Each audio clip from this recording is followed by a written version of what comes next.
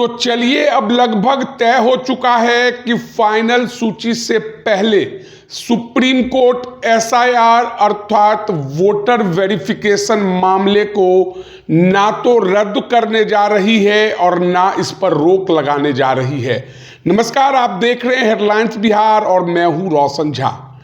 SIR को लेकर आज दूसरे दिन लगातार सुप्रीम कोर्ट में सुनवाई हो रही है। सुप्रीम कोर्ट ने सुनवाई के दौरान साफ कर दिया कि वोटर लिस्ट में किन लोगों का नाम शामिल रहेगा और किन का नहीं रहेगा, इस बात को लेकर फैसला करने का अधिकार सिर्फ और सिर्फ चुनाव आयोग के पास है। और ऐसी कोई मंशा नहीं दिख रही है कि चुनाव आयोग चाहती है कि अधिक से अधिक लोगों का नाम काट दिया जाए। सुप्रीम कोर्ट का यह भी कहना है कि जब पिछली बार बिहार में एसआईआर हुआ था तो मात्र 7 डॉक्यूमेंट्स को मान्यता दी गई थी, लेकिन इस बार 11 डॉक्यूमेंट्स मांगे गए हैं, जिनमें से एक डॉक्यूमेंट तो प्रायः सबके पास होगा ही होगा।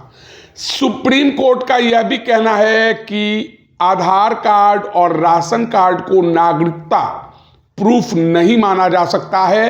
तो कुल मिलाकर आप कह सकते हैं कि एसआईआर को लेकर सुप्रीम कोर्ट भले लगातार सुनवाई कर रही है, लेकिन सुप्रीम कोर्ट जिस तरह से पहली सुनवाई के दौरान उन्होंने कहा था कि हमारे पास कुछ ऐसे लोगों को लेकर आइए जो जीवित हैं, जिनके नाम को काट दिया गया है, तो हम एसआईआर पर स्टे लगा देंगे। जबकि विपक्ष की ओर से अभिषेक मनु सिंघवी ने कहा कि बिहार एक ऐसा राज्य है जहां 1 या 2% लोगों के पास ही डॉक्यूमेंट्स हुआ करता है। तो सुप्रीम कोर्ट के जज का यह भी कहना था कि बिहार को बदनाम करना बंद कर दीजिए। बिहार में 36 लाख लोग ऐसे हैं जिनके पास पासपोर्ट है। तो कुल मिलाकर सुप्रीम कोर्ट में एसआईआर को लेकर पक्ष और विपक्ष के बीच जबरदस्त बहसबाजी जारी है। कल सुप्रीम कोर्ट में निर्वाचन आयोग की ओर से जो वकील बोल रहे थे, उनका कहना था कि जब इतनी बड़ी प्रैक्टिस की जाती है, एसआईआर पर काम किया जाता है, तो छोटी मोटी गलतियां होती है। वहीं कल योगेंद्र यादव ने सुप्रीम कोर्ट में खड़े होकर आसान भाषा में जज साहब को बताने का प्रयास किया था कि आखिरकार क्यों एसआईआर जो है वो प्रैक्टिकली सही नहीं है। वह भी खासकर जब महज 1 से 2 महीने के अंदर, जब बिहार जैसे बड़े राज्य में इसे चुनाव से ऐन वक्त पहले लागू किया जाता है।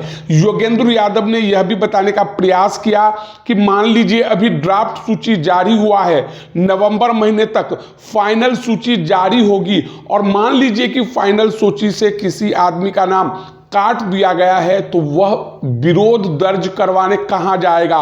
कोर्ट में अगर वह जाता भी है, आवेदन देता भी है, तो कोर्ट इस मामले में सुनवाई तो करेगी, लेकिन बिहार विधानसभा का जो चुनाव होना है उसमें ना तो वह युवक खड़ा हो पाएगा और ना ही मतदान कर पाएगा।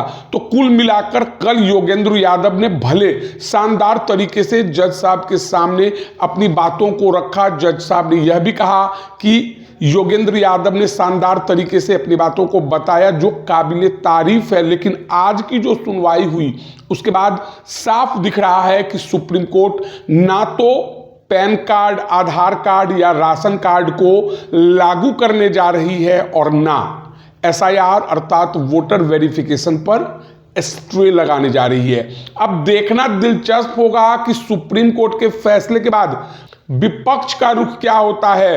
राहुल गांधी 17 तारीख से बिहार में मतदाता यात्रा करने आ रहे हैं। लगभग 50 से अधिक विधानसभा में जाएंगे और 23 जिले को कवर करेंगे। तेजस्वी यादव उसके साथ रहेंगे, और तेजस्वी यादव ने तो आज प्रेस कॉन्फ्रेंस करके इतना तक कह दिया कि बीजेपी के इशारे पर, एनडीए सरकार के इशारे पर निर्वाचन आयोग सब कुछ कर रही है। निर्वाचन आयोग चाहती है कि बिहार में महागठबंधन की सरकार ना बने, और यही कारण है कि जानबूझकर बीजेपी समर्थकों का नाम 2-2 जगहों पर दिया जा रहा है, और जो गरीब वंचित समाज है उनके नाम को काटा जा रहा है। तो कुल मिलाकर देखना दिलचस्प होगा कि एसआईआर को लेकर बिहार की राजनीति में क्या कुछ नया देखने को मिलता है। तो बहरहाल इस वीडियो में इतना ही। अगर आप हमारा ये वीडियो YouTube पर देख रहे हैं तो सब्सक्राइब कर लें, फेसबुक पर देख रहे हैं तो हमारे पेज को लाइक कर दें। धन्यवाद।